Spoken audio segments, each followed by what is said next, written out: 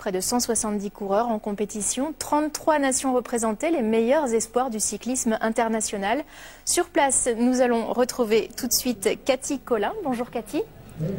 Bonjour Marie. Alors est-ce qu'il y a un peu de stress dans l'air pour ces jeunes coureurs ?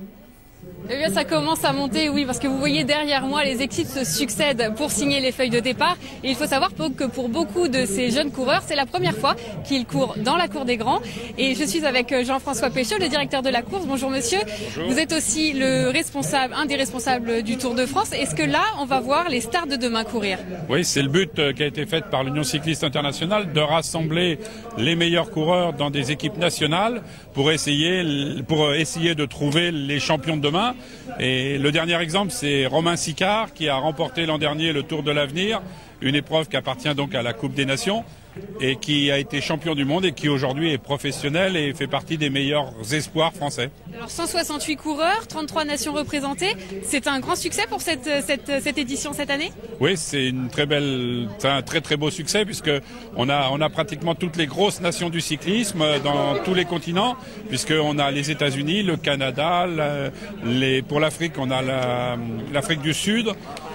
Bref, toutes les meilleures nations sont représentées et le but de cette Coupe des Nations, c'est d'essayer d'élargir justement le cyclisme à toutes les nations, à tous les continents. Il nous manque la Chine, le Japon, la Corée, mais on peut penser que dans les prochaines années, on aura toutes ces nations.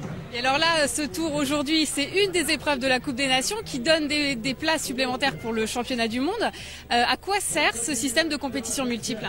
D'abord à essayer de trouver la perle rare, le champion de demain, et aussi donner des points à certaines petites nations qui n'ont pas les moyens, qui n'ont pas de coureurs professionnels pour participer au championnat du monde. Donc il y a des points d'attribuer en fonction des résultats obtenus sur ces épreuves. Il y a 7 épreuves, une en France, la Côte Picarde, la finale c'est le Tour de l'Avenir, il y en a dans différents pays.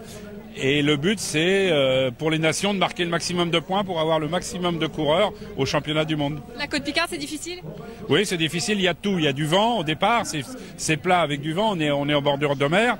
Et puis dans le final, c'est difficile puisqu'il y a des belles côtes, des belles épreuves. Donc c'est difficile. C'est une belle épreuve difficile. Merci Monsieur Pécheux. Et bien, nous verrons dans le journal de ce soir si nos coureurs et notamment les Nogentais auront réussi à surmonter les difficultés.